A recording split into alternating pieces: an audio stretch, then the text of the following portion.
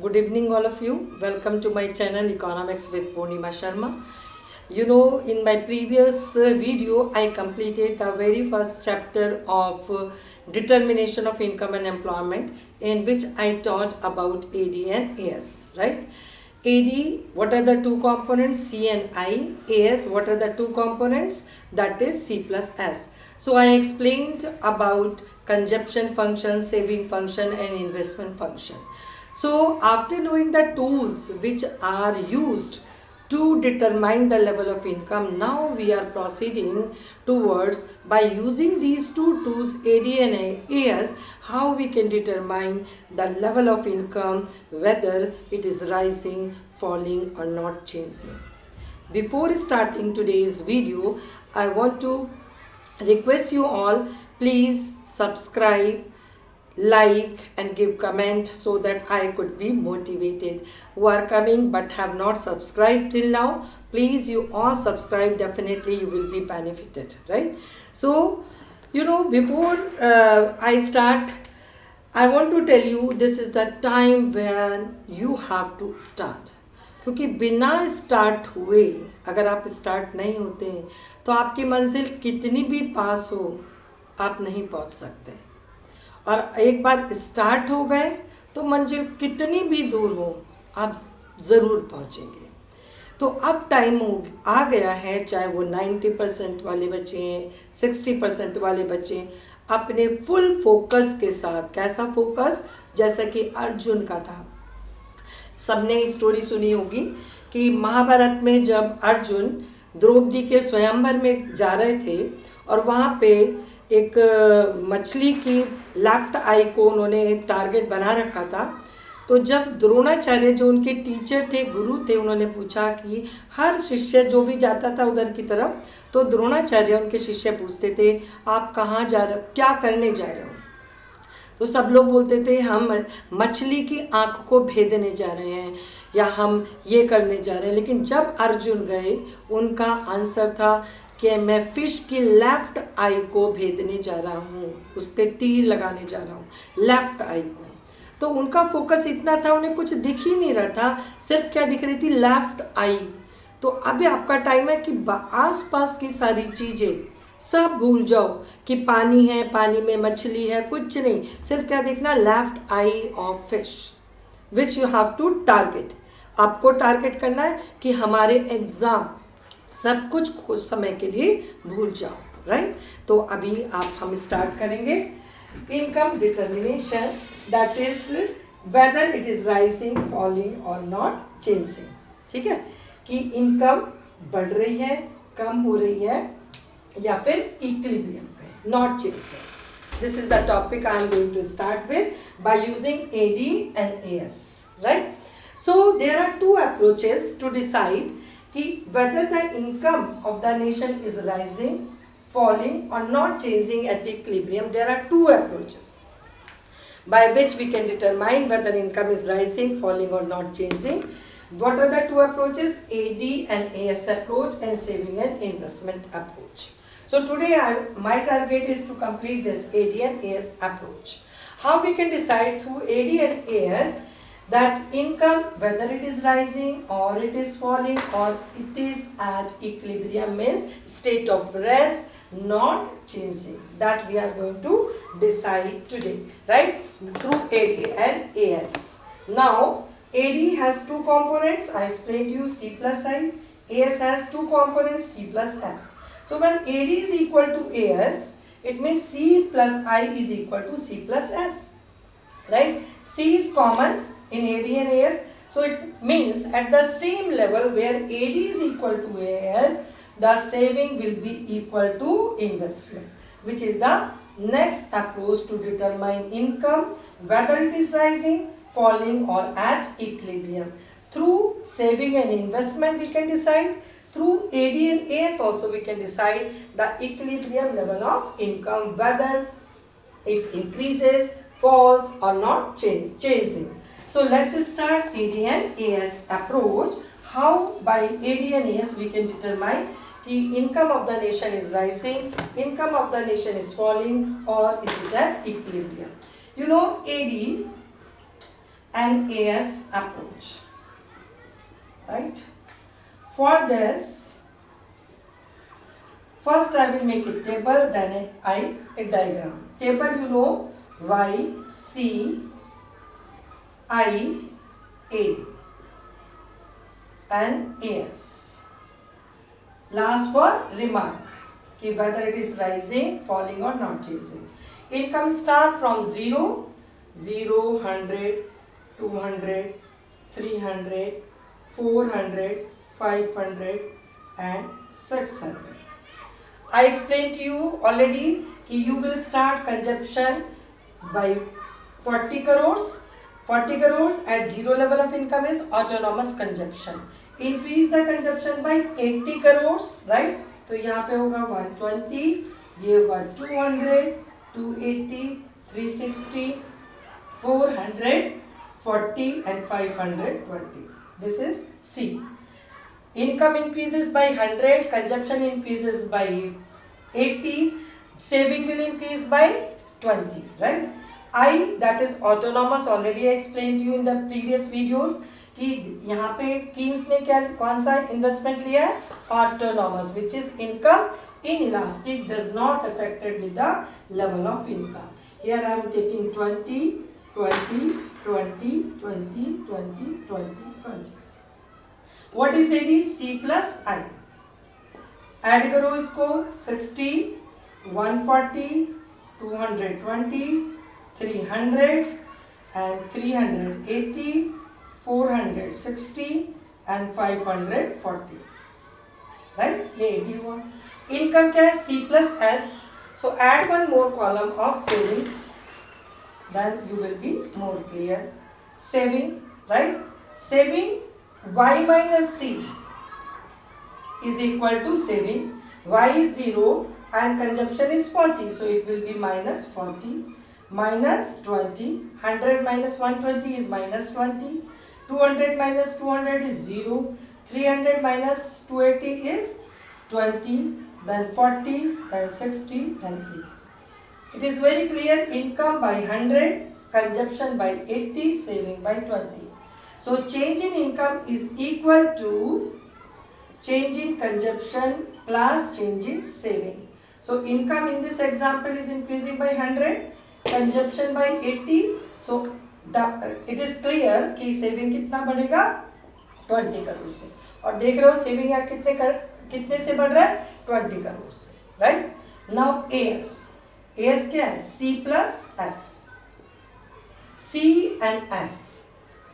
Plus 40 plus minus 40 is 0. 120 plus minus 20 is 100. 200 plus 0 is equal to 200. 380 plus 280 plus 20 is equal to 300. 400, 500 and 600. So already I explained to you कि AS is equal to Y and Y is equal to C plus S. ठीक है, अब ये prove हो गया. AS क्या है? 0, 100, 200. It is equal to income 0, 100, 200 and it is equal to C plus S. Right? So you know how this table will be helpful to determine equilibrium. Equilibrium मतलब आपको पता होना चाहिए state of rest, where neither the income increases nor falls, it remains in the state of rest, right? That is equilibrium level of income. Now the same I will draw in the diagram, then I will tell you that where it will be at equilibrium. यहाँ पे income, output, employment and income on x-axis. Here AD and AS, right? You know AS started from origin and with 45-degree angle moving up straight line. This is what? AS. With 45-degree line, right? Moving up. This is what? AS. AD is always start above origin and it is moving up a straight line. This is what? AD. Right? Both intersect at point E. Right? At which level of income? OY level of income. right? So OY, this is the equilibrium point where AD intersect AS, and OY, this is the equilibrium, Y is the equilibrium level of, OY is the equilibrium level of income. ठीक है, level of income, right? Now in this schedule, it is at which level of income? Where AD is equal to AS, this is 200, where C plus 200, here AD is 220, sorry, this is 300, where AD is equal to AS, 300. This is what? Equilibrium level of income is 300, which is in this diagram OY. ठीक है, OY क्या है? Equilibrium level of income है. क्यों? क्योंकि यहाँ पे AD/AS के बराबर है. इस टेबल में 300 is the equilibrium level of income, क्योंकि यहाँ AD 300 is equal to AS. अब क्वेश्चन आता है कि क्यों at this level where AD is equal to AS, why at this level of income it is equilibrium level of income, why neither prior, why not beyond, right? First I will take prior. Prior क्या हो रहा है बच्चों? अब थोड़ा सा नीचे देखो. Prior equilibrium level of income क्या है? OY. जहाँ पे क्या हो रहा है? AD is equal to AS. अब प्रायर हम ये वाला लेवल लेंगे, ठीक है, OM. प्रायर कौन सा लिया मैंने? OM लेवल ऑफ इनकम, ठीक है, OM. यहाँ पे ये पॉइंट को मैं S दे रही हूँ और ये T. S is the point on AD, तो AD क्या होगी? SM, right? At OM AD is more than AS, right? AD कितना है? SM, और AS कितना है? TM, right? SM is more than TM, so AD is more than AS, right? When AD is more than AS, suppose कि plant consumption spending by household and firm, assume करो कितना? 100, right? ये AD है by firm and household, and the planned output by the firm suppose is 80, ठीक है, it is less than this AS, ठीक है. अब ये जो 20 करोड़ बचा, ये कहाँ से लाएगा? Producer will take from inventory, stock से इन्होंने विड्रॉ किया और यहाँ पे कर दिया. अब स्टॉक उनका जो था, जो उनका प्लान स्टॉक था, वो क्या हुआ? डिजायर्ड लेवल से फॉल हो गया.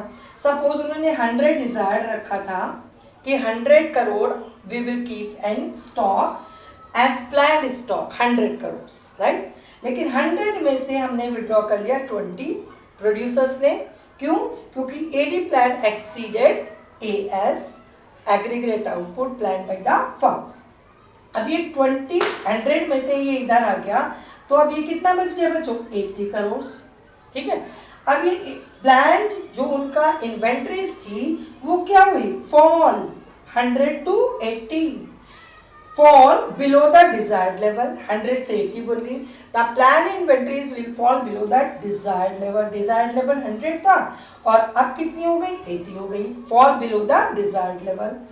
अब ऐसा होगा अगर फर्म्स के साथ, तो फर्म्स क्या करेंगे नेक्स्ट साइकिल में प्रोडक्शन के लिए कि to bring the inventories back to desired level 100, 80 से 100, क्या करेंगे? They will increase the output, they will plan to produce more, ठीक है.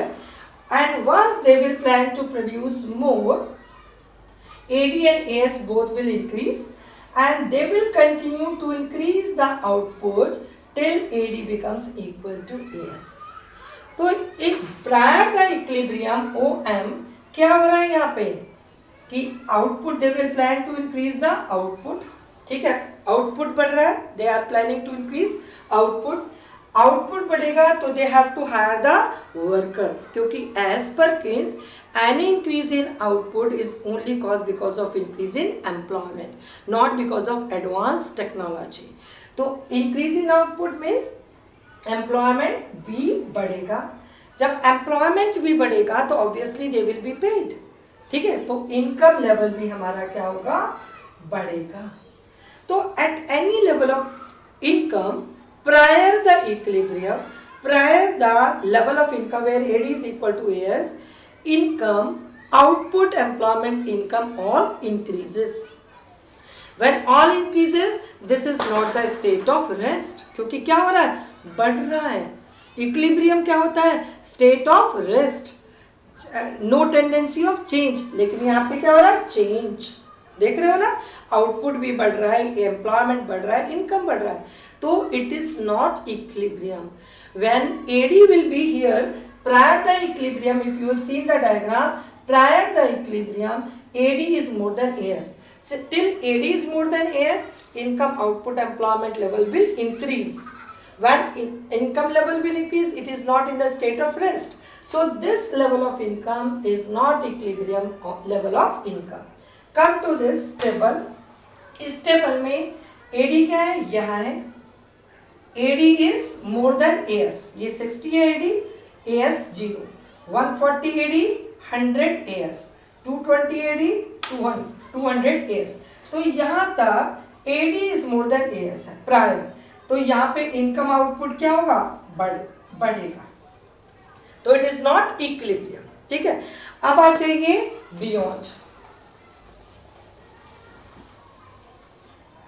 बियॉन्ड, ठीक है, बियॉन्ड इक्विलिब्रियम. इक्विलिब्रियम क्या, कौन सा लेवल, ओ वाई इज इक्विलिब्रियम. क्योंकि इस पर क्या है, AD is equal to S. अब बियॉन्ड हम ये लेते हैं. ठीक है, यहाँ पे ये पॉइंट किस पे, एस पे. इसको हम पॉइंट को नाम देते हैं सपोज ए. ठीक है, इसको देते हैं बी और इसे देते हैं एन. ठीक है, तो at O N level of income, beyond मतलब O N level of income. What is A D, A D and A S. A D कितना है, B is the point on A D. तो A D कितना हुआ बच्चों, B N.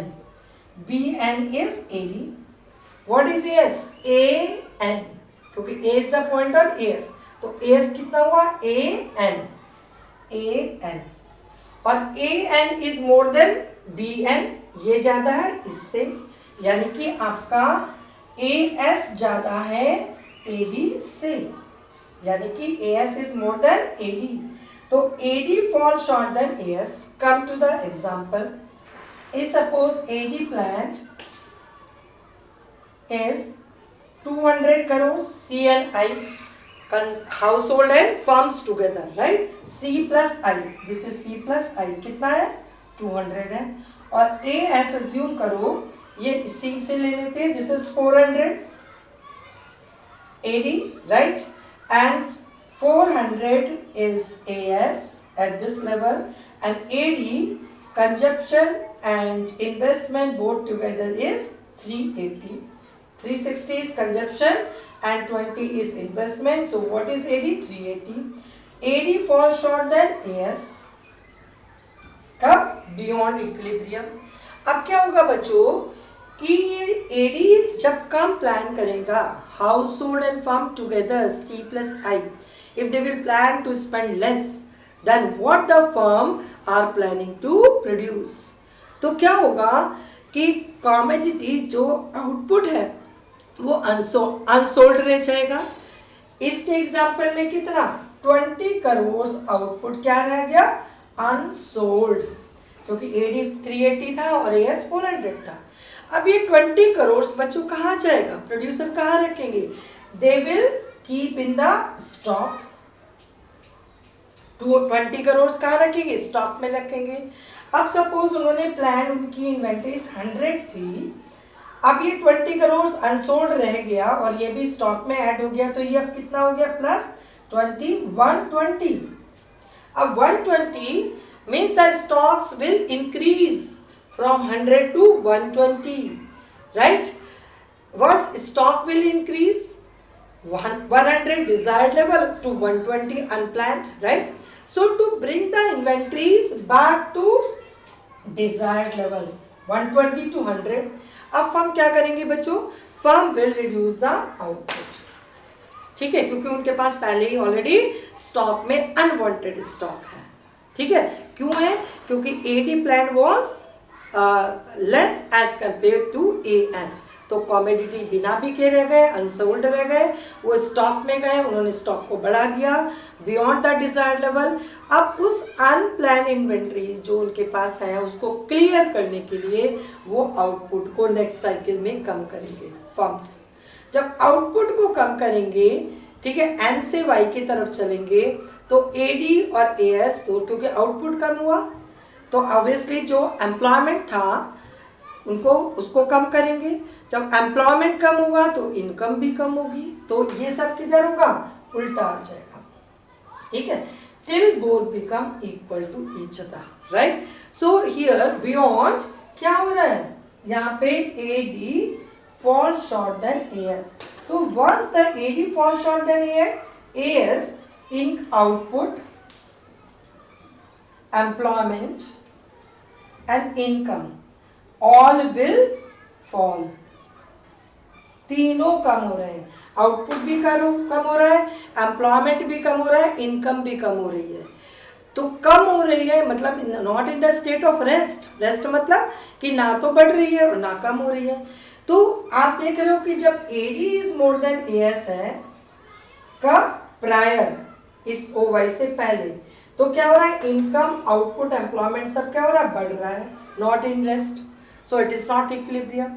Beyond क्या हो रहा है, when AD is less then AS output employment income level will fall, right, so not in the state of rest, so it is not equilibrium. तो equilibrium होगा कहाँ, जब ना तो AD इज मोर देन ना AD is less then AS, तो कहाँ होगा, when AD is equal to AS at that level of income, when AD is equal to AS, the equilibrium will struck, the income level in the nation will be in the state of rest, will be in the state of equilibrium. तो इस type के questions आते हैं कि one plan spending is more than plan investment, तो what changes will take place in the economy. तो तीन ही स्टेटमेंट लिखने हैं, when AD is more than AS, ठीक है, तो पहले क्या हो रहा है वो लिखना है। क्या हो रहा है कि consumption plan spending is more than plan output by the firms, right. इसका मतलब कि firm house hold and firm together C plus I together are planning to buy more. जब prior planning to buy more, then firms are planning to supply. ठीक है, जब अगर AD it means AD is more than AS, जब AD is more than AS है तो उसका impact क्या होगा इन्वेंट्रीज पे। दूसरा स्टेटमेंट कि inventories will fall below the desired level, दूसरा स्टेटमेंट हो गया। तीसरा स्टेटमेंट क्या चेंजेस होगा, to bring the inventories back to the desired level the firms will now plan to increase the output, right, output in employment income level will increase. So as all three are increasing, so this is not the state of rest, this is not equilibrium. अब आ जाइए इधर कि what changes will take place in the economy when AD fall short AS। क्या होगा, पहले वही लिखेंगे कि planned spending is less, planned spending is less than planned output by the firms.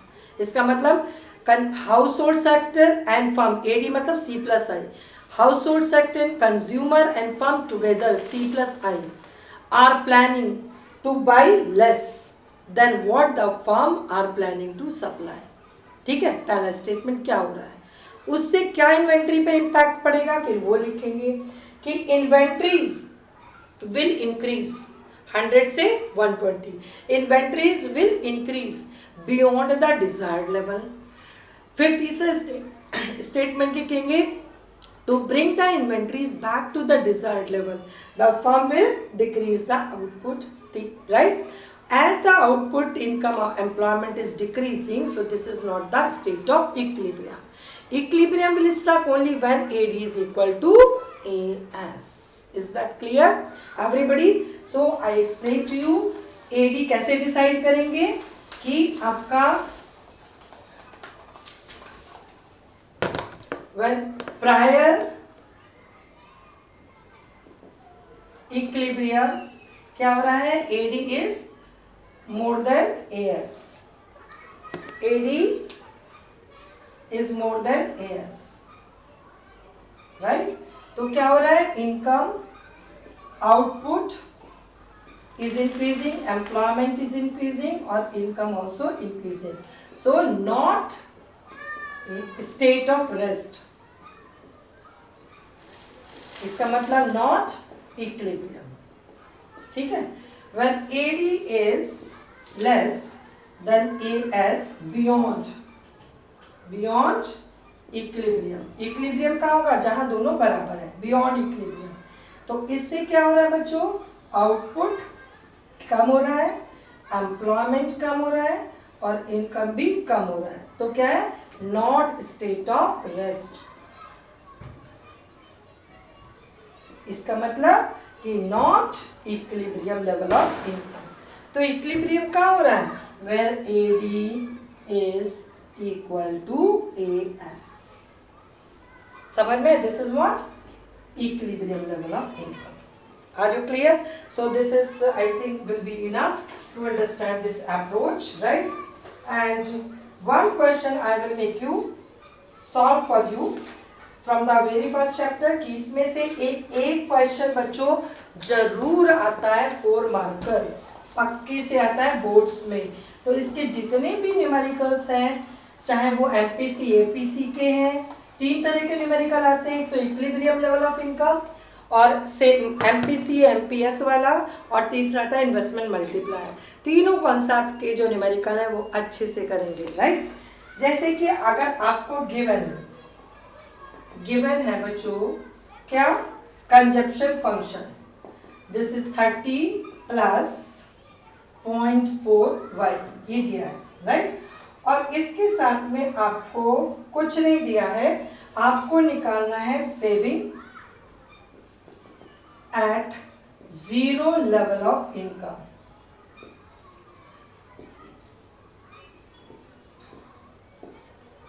ठीक है. अब saving at zero level of income निकालने के लिए एक तो यही काफी है आप लोगों के लिए, जो ऑटोनॉमस कंजप्शन होता है ये 30 और ये क्या है, इंड्यूस कंजप्शन. तो at zero level of income whatever is the autonomous consumption is equal to dissaving. तो हमारा saving at zero level of income कितना हो गया, -30.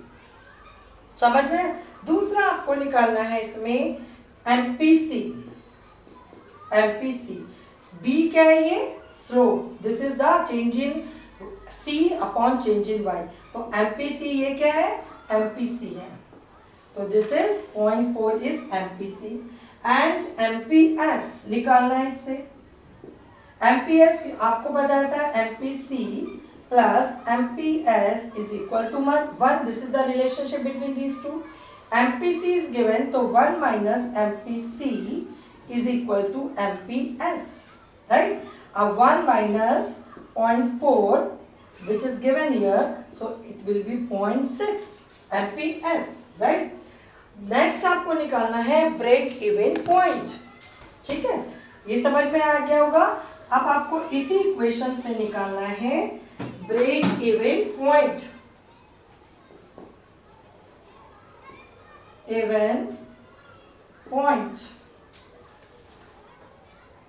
Break even level of income. Break even level of income कब होती है, जब y is equal to C होता है. ये break even level of income है. आप ये कंजप्शन फंक्शन को यहाँ पे रख दीजिए. y is equal to C autonomous consumption plus BY. y is equal to 30 and plus b की वैल्यू 0.4 इंटू y. अब इसको आप इधर ले आइए y की वैल्यू को, तो y minus 0.4 y is equal to 30. ठीक है, एक y में से 0.4 y माइनस करेंगे 0.4 y, तो कितना आएगा 0.6 y इज इक्वल टू 30. अब y minus is equal to 30/0.6, ठीक है। अब ये कितना हो गया, this is what is the level of income, this is 50, ठीक है। 50 is the level of income at which y is equal to c और break even level of income is 50, ठीक है। अब इसी में आपको अगर सेविंग फंक्शन निकालना है तो ये ऑटोनॉमस कंजप्शन है, राइट।